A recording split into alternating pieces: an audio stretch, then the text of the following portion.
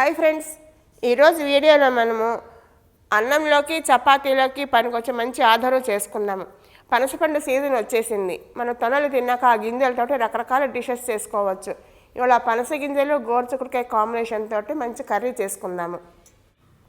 So ఈ కూర కోసము లేత గోరుచిక్కుడుకాయలు తీసుకుని శుభ్రంగా కడిగి చిన్న చిన్న ముక్కల కింద తరగాలి. ఈ తరిగిన ముక్కల్ని కుక్కర్లో వేసి కొంచెం ఉప్పు నీళ్లు వేసి ఒక్క విజిల్ వచ్చే వరకు ఉడికించుకోవాలి. అలాగే పనస గింజలను కూడా కుక్కర్లో వేసి మెత్తగా ఉడకాలంటే ఒక 2-3 విజిల్స్ రావాలి. ఒక 2-3 విజిల్స్ వచ్చే వరకు ఉడికించి పక్కన పెట్టుకోవాలి. ఇలా ఉడికిన పనస గింజల పైన ఒక పొర ఉంటుంది, ఆ పొరను ఒలిచేయాలి. అది గొంతులో అడ్డం పడే ప్రమాదం ఉంది, అందుకని తీసేసి చిన్న ముక్కల కింద కట్ చేసుకోవాలి. ఇప్పుడు ఒక ముద్ద రెడీ చేసుకోవాలి. దానికోసం ఒక ఉల్లిపాయ, కారానికి సరిపడే పచ్చిమిరపకాయలు, చిన్న పచ్చి కొబ్బరి ముక్క, జీలకర్ర కొంచెం, ఇవన్నీ వేసి మెత్తని ముద్దలాగా చేసుకోవాలి. ముందు కొబ్బరి జీలకర్ర గ్రైండ్ చేసుకున్నాక మిరపకాయలు ఉల్లిపాయలు వేసి మెత్తని పేస్ట్ లాగా చేసుకోవాలి. ఇప్పుడు కూర చేయడానికి ఒక మూకుళ్ళలో 2 టేబుల్ స్పూన్ల నూనె వేసి వేడి చేయాలి. వేడెక్కిన తర్వాత 1 స్పూన్ మినపప్పు, 1 స్పూన్ ఆవాలు వేసి వేయించుకోవాలి. మినపప్పు మంచి రంగు వచ్చిన తర్వాత మనం రుబ్బి ఉంచుకున్న కొబ్బరి ఉల్లిపాయ ముద్దని వేసి వేయించుకోవాలి. ఇది వేగేటప్పుడు కంటిన్యూగా మధ్య మధ్యలో కలుపుతూ ఉండాలి, లేదంటే అడుగంటుతుంది. ఈ ముద్దని ఇలా కలుపుతూ సిమ్లో ఒక 5 నిమిషాల సేపు మంచి వాసన వచ్చే వరకు వేయించుకోవాలి.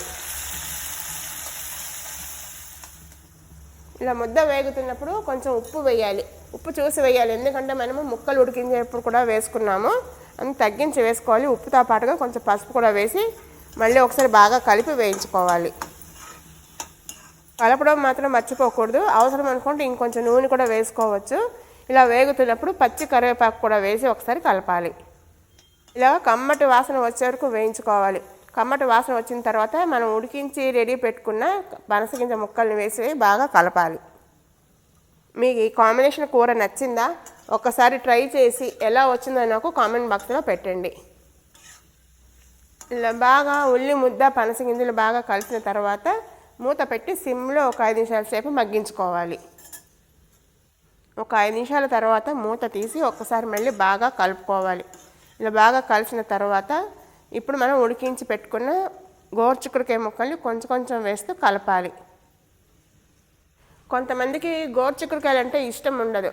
అలా ఇష్టపడని వాళ్ళు కూడా ఈ పనస గింజల కాంబినేషన్ తోటి చేయడంతో చాలా ఇష్టంగా తింటారు. ఎందుకంటే పనస గింజలు కమ్మగా ఉంటాయి కదా.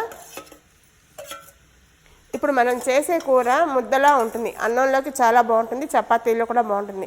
కానీ కొంచెం గ్రేవీ ఎక్కువ కావాలనుకునే వాళ్ళు మనం కొబ్బరి ఉల్లి ముద్ద వేసాం కదా, అది ఇంకొంచెం ఎక్కువ వేసుకోవాలి. తర్వాత ఇప్పుడు కలిపేటప్పుడు ఇంకొంచెం నీళ్లు పోసి ఉడికించుకోవాలి. ఇప్పుడు ఫైనల్గా ఈ పనస గింజలు, గోరుచిక్కుడుకాయ ముక్కలు, ఉల్లి ముద్ద అన్నీ బాగా కలిసి దగ్గరికి పడే వరకు కూడా ఉడికించుకోవాలి. దానికి ఒక 5 నిమిషాల సేపు పడుతుంది, సిమ్లోనే ఉడికించుకోవాలి. ఒక 5 నిమిషాలు అయ్యాక మనం మూత తీసి చూస్తే చక్కగా మనం వేసిన నూనె తేలి చక్కగా మగ్గి ఉంటుంది. ఇప్పుడు ఫైనల్గాను ఎవరికైనా ఇంట్రెస్ట్ ఎక్స్ట్రా ఫ్లేవర్ కావాలి అనుకుంటే ఏదైనా మసాలా పొడి వేసుకొని కలుపుకోవచ్చు. నేనైతే ఏమీ వేయట్లేదు మసాలా పొడి.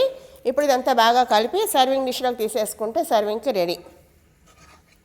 ఈ గోరుచిక్కుడుకాయ పనస గింజల కాంబినేషన్ కూర నచ్చిందా?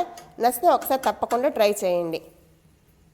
మీకు ఈ వీడియో కనుక నచ్చినట్టయితే లైక్ చేయండి, షేర్ చేయండి. అదే మొదటిసారి చూస్తున్న వాళ్ళకి సబ్స్క్రైబ్ చేయడం మర్చిపోవద్దు.